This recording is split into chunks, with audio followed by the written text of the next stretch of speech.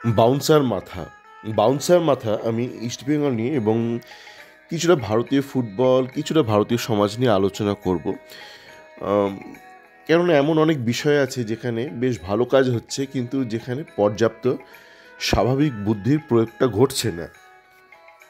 যেমন দেখুন, আমরা দেখলাম আজকে একটা খবরের কাগজে বর্তমানে বোধহয় একটা অভিযোগ করলো যে ইস্টবেঙ্গল ক্লাবের অনুশীলনে এখন বাউন্সারদের রাখা হয় এবং তারা একটু গা জোয়ারি করে অত্যুৎসাহী ফ্যানদের সামলাতে গিয়ে।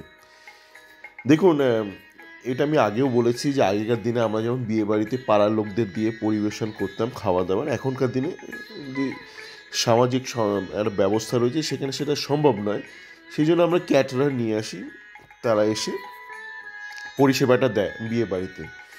তো তেমনই এখন ওই ক্রাউড ম্যানেজমেন্টের জন্য আপনাকে আগে পাড়ার দাদারা, যেমন এখনও ইস্টবেঙ্গল ক্লাবে দেখবেন অনেকে অভিযোগ করে, অনেকে ফ্যান ক্লাব, যে এই দাদা সেই দাদা, একটা দাদাগিরি থাকে।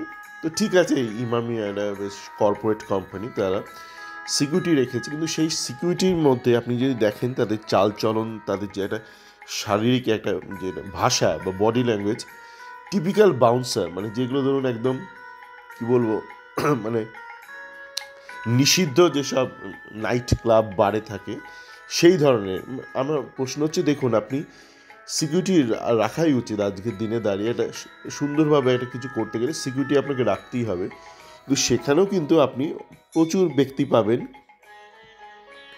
যাদেরকে দেখে আপনার মনে হবে না এরা ওই বাউন্সার করছে। তো এই ব্যাপারে কিন্তু একটু সচেতন হওয়া দরকার যে আপনি কাদেরকে নিয়োগ করছেন সিকিউরিটির জন্য। তাদেরকে দেখে কি আপনার মনে হচ্ছে যে এটা আপনি কোনো নিষিদ্ধ পল্লীতে এসছেন বা কোনো ডান্স বার বা নাইট ক্লাবে এসছেন? এই ব্যাপারে কিন্তু একটু সচেতন হওয়ার দরকার রয়েছে আমাদের। এবার আসি যে আহ, আমি গতকাল বলেছিলাম যে উন্মুক্ত করা হয়েছে দ্বার অনুশীলন, কিন্তু গতকাল আবার যথারীতি অস্কার সেই পুরনো সেই করে নিয়েছে, মানে আপনার ক্লোজ ডোর।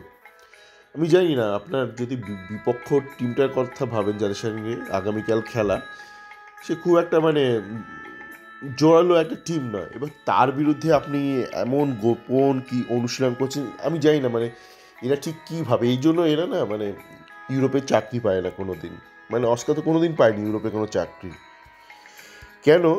এই যে এদের এদের একটা ধারণা আছে যে যদি ক্লোজ ডোর না করা হয় তো সব লোকে দেখে ফেলবে। তো আপনি তো কয়েকদিন বাদেই মানে আগামীকালই তো একটা ম্যাচ খেলবেন, আপনার কি কেরামতি আছে তো লোকজন দেখতেই পারবে কয়েকটা ম্যাচের মধ্যে। তো লোকে তো এটা জানে আপনার দ্বারা কি সম্ভব। তো আপনি আলাদা করে কি গোপন অনুশীলন করাবেন? তো এই ব্যাপারটা নিয়ে কিন্তু একটু ম্যানেজমেন্ট একটু সচেতন হওয়া দরকার যে এত গোপনীয়তা কিসের। মানে একটা সাধারণ একটা ম্যাচ খেলবেন এমন না যে একটা টুর্নামেন্টের ফাইনাল বা একটা সেমিফাইনালের আগে আপনি বিশেষ কোনো অনুশীলন করাবেন। এখন তো সবে শুরু হয়েছে আপনার সিজন, ম্যাক্সিমাম প্লেয়াররা তো ফিজিক্যালি ফিটও নয়।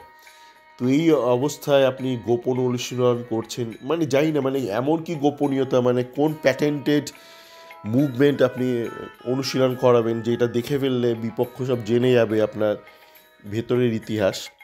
এটা মানে চূড়ান্ত নির্বুদ্ধিতা, এবং এই নির্বুদ্ধিতার জন্যই এই ধরনের ব্যক্তিরা ইউরোপে চাকরি পায় না, তারপর তাদের ইস্টবেঙ্গলের মতন বা বাংলাদেশের কোনো ক্লাবেই এটা ঠাঁই হয়। আরও একটা বিষয় আসবো যে ডুরান্ড কাপের টিভি সম্প্রসারণ। প্রথমত বলি যে ডুরান্ড কাপ কিন্তু অসাধারণ মানে আয়োজন করছে ভারতীয় আর্মি আর পশ্চিমবঙ্গ সরকার যৌথভাবে, কিন্তু এখানেও না একটা বুদ্ধির একটা অভাব রয়েছে।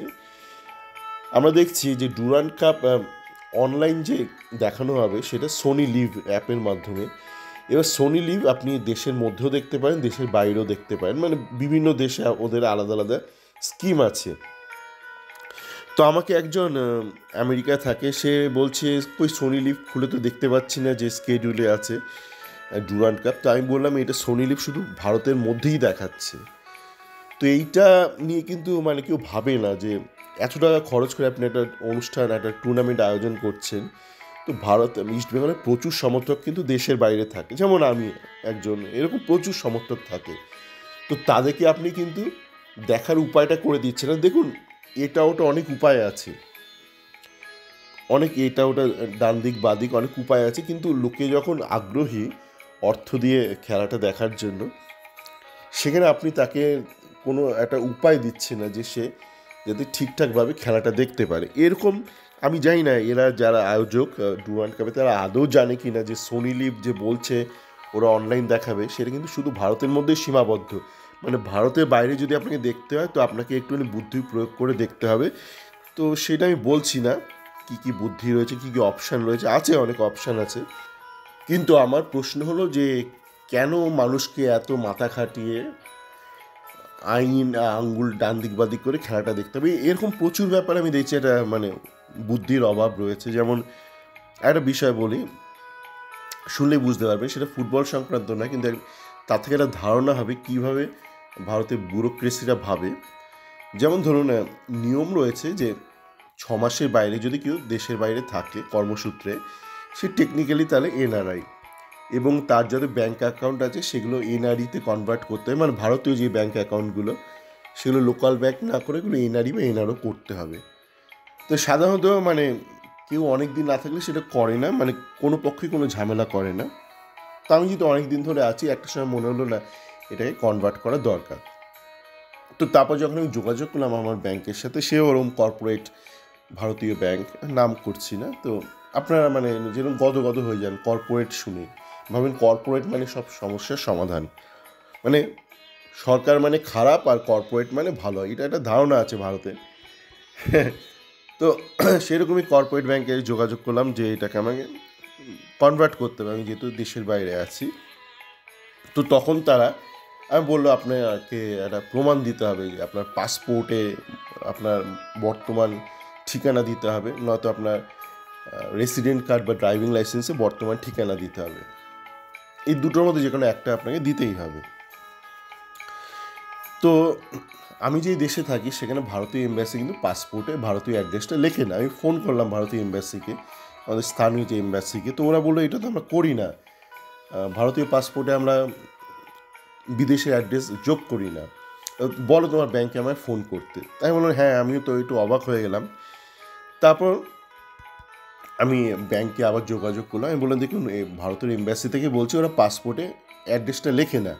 বলছে না, আমাদের এরকম গাইডলাইন আছে, আর রিজার্ভ ব্যাংকের গাইডলাইন আমার পাঠিয়ে দিল গাইডলাইন। তা বলছে আপনি ভারতীয় পাসপোর্টে আপনার না থাকুক, আপনি অন্তত আপনার ওখানে যে আপনার রেসিডেন্ট কার্ড বা ড্রাইভিং লাইসেন্স সেখানে অ্যাড্রেসটা দিন। আমি বললাম দেখুন এখানে তো আমি যে দেশে রয়েছি এখানে স্মার্ট কার্ড রয়েছে, এই স্মার্ট কার্ডের চিপের মধ্যে সমস্ত ডিটেলস রয়েছে, স্মার্ট কার্ডের ওপরে শুধু নাম এই সাধারণ জিনিস লেখা আছে, কিন্তু সেখানে আমার অ্যাড্রেস লেখা নেই। তো বলছে না, এই দুটোর মধ্যে যে কোনো আমাদের একটা লাগবেই। তা আমি তারপর আরবিআই গাইডলাইনটা পড়লাম, আমি বললাম হয়তো ব্যাংকের যে হয়তো কাস্টমার কেয়ার, জানেন তো মানে ভারতের কাস্টমার কেয়ারও কোনো উত্তরপ্রদেশ বিহার ফিহারে কোথাও একটা অশিক্ষিত অনেককে আউটসোর্স করে দেয়, তাই বললাম হয়তো ওরা বুঝতে পারছে না। তো আমি তো আরবিআইয়ের গাইডলাইনটা পড়লাম, তো আরবিআইয়ের গাইডলাইন আমি দেখলাম হ্যাঁ মানে এই যা বলছি তাই লেখা আছে। এবার ঘটনা হচ্ছে আমি পরবর্তীকালে জানতে পারলাম, এবং যেহেতু আমি আরও অনেক দেশে থেকেছি তাই একটা আইডিয়া ছিলই, যেমন অনেক দেশে না সেখানকার রেসিডেন্ট কার্ড, আপনার যেটা ভারতে আধার কার্ড বলেন তার যে সমকক্ষ, সেই রেসিডেন্ট কার্ডে স্থানীয় অ্যাড্রেসটা লিখে দেয়, প্রিন্ট করে দেয়। আবার সেখানকার ড্রাইভিং লাইসেন্সও প্রিন্ট করে দেয়। আবার অনেক দেশে সেটা করে না, মানে কিছু দেশে স্মার্ট কার্ড, ধরুন স্মার্ট কার্ড থাকা সত্ত্বেও সেখানে আলাদা করে ড্রাইভিং তার রেসিডেন্সিয়াল অ্যাড্রেসটা লিখে দেয়, প্রিন্ট করে দেয়। আবার অনেক দেশে সেটা করে না। আমেরিকাতে আবার সেটা করে হয়তো, আমি জানি না। কিন্তু আমেরিকাতে পরবর্তীকালে আমার বন্ধুর সাথে কথা বললাম, সে আমেরিকাতে থাকে, ছোটোবেলার বন্ধু। তো সে বললো আমেরিকাতে আবার ভারতের এম্বাসি নাকি পাসপোর্টে লিখে দেয় তার আমেরিকান অ্যাড্রেস। তো এইগুলো বিভিন্ন দেশে বিভিন্ন আইন কানুন রয়েছে, নিয়ম রয়েছে। যেমন আমি যে দেশে থাকি এখানে এরা যে এদের যে সরকারি সংস্থা আছে, লোকাল অফিস সরকারের, সেখানে গেলে সে আপনাকে একটা সার্টিফিকেট, একটা স্ট্যাম্প করে সই করে দিয়ে দেয় যে আপনি এই অ্যাড্রেসে থাকেন, এটা আপনার রেসিডেন্স সার্টিফিকেট। তো সেটা আমি নিয়ে এসেছিলাম, আর পয়সা দিয়ে নিয়ে এসেছিলাম। তা আমি সেটা পাঠিয়েও দিয়েছিলাম, কারণ আমি জানতাম যে এখানে দেয় না, তো সে তো মানতেই চায় না। তো তারপর আমাকে কী করতে হলো, আমার যে জনপ্রিয় যে চ্যাট ফোরাম আছে সেখান থেকে আমাকে ডাইরেক্ট মেসেজ করতে হলো বললাম দেখুন এইবার কিন্তু আমি এটা ব্যাপারটা নিয়ে হইচই লাগাবো। তারপর তারা কী সব মানে এসকেলেট ফেসকেলেট করে ব্যাপারটা মেটালো। তো দেখুন এখানে সমস্যাটা দেখুন, এখানে যে ব্যাংক, কর্পোরেট ব্যাংক, তারা জানে না যে কোন কোন দেশে কী নিয়ম। বড় দেশ কিন্তু, আমি যে দেশে থাকি যথেষ্ট ধনী দেশ, নামকরা দেশ, তো সেই দেশে কী নিয়ম এরা জানে না। শুধু যে এরা জানে না তা নয়, রিজার্ভ ব্যাংক যারা পলিসি বানিয়েছে তারাও জানে না। মূলত রিজার্ভ ব্যাংক যেটা করেছে হয়তো হয়তো আমেরিকানতে যে সিস্টেমটা আছে ওটার দিকে টুকে দিয়েছে, এর বলে দিচ্ছে গ্লোবাল পলিসি, মানে গোটা বিশ্বের জন্য প্রযোজ্য। কিন্তু তারা হয়তো যে তথ্যর ভিত্তিতে এটা বানিয়েছে পলিসিটা, সেটা তো শুধু আমেরিকার ভিত্তিতে। কেননা এটা হতেই পারে না যে তারা সব দেশ থেকে ফিডব্যাক নিয়েছে, নয়তো এই নিয়মটা, তার বোকা বোকা নিয়মটা করতো না। এবং পরবর্তীকালে আমি যখন আমার স্টেট ব্যাংকের কাজ মানে চেঞ্জ করতে গিয়েছিলাম, মানে হয়ে গেছিলো, স্টেট ব্যাংক আবার এসব জানতো। তারা আবার যে ফিক্সড ডিপোজিটগুলো, ফিক্সড ডিপোজিটও আপনাকে লোকাল থেকে আপনাকে ওই এনআরও করতে হবে। সে বলছে যে ব্যাংকের ম্যানেজার না, আপনাকে ফিক্সড ডিপোজিট সব ভেঙে ফেলতে হবে, মানে সেও কোনো নিয়ম জানে না, সে ব্রাঞ্চ ম্যানেজার। তো আমাকে তারপর ওই আরবিআইয়ের গাইডলাইন খুলে খুলে মার্ক আপ করে করে তাকে দিতে হলো, স্ক্রিনশট শেয়ার করে সামনে বসেই দিলাম। ভদ্রলোক খুব ভালো, কিন্তু জানে না। আর সমস্যাটা হচ্ছে আরবিআই যে গাইডলাইনটা যে লিখেছে ইংরাজিতে, বোধহয় কোনো ইউপি বিহারের কেউ লিখেছে, খুব বাজে ইংরাজি, মানে সেটা পড়ে আপনি বুঝতে পারবেন না ঠিক কী বলতে চাইছে, অন্তত ব্যাংকের ম্যানেজার বুঝতে পারছিল না। তো আমি তারপর তার ব্যাখ্যা করলাম, তারপর সে বুঝলো।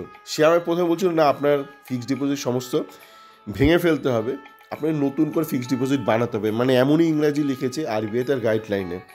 তেমন এটা কখনো সম্ভব? মানে আজকালকার দিনে তো যারা আইটিতে আছে, ঘন ঘন বিদেশ যাচ্ছে আসছে, তার মানে সে ফিক্সড ডিপোজিট বানাবে ভাঙবে, এটা কখনো হতে পারে স্বাভাবিক বুদ্ধিতে?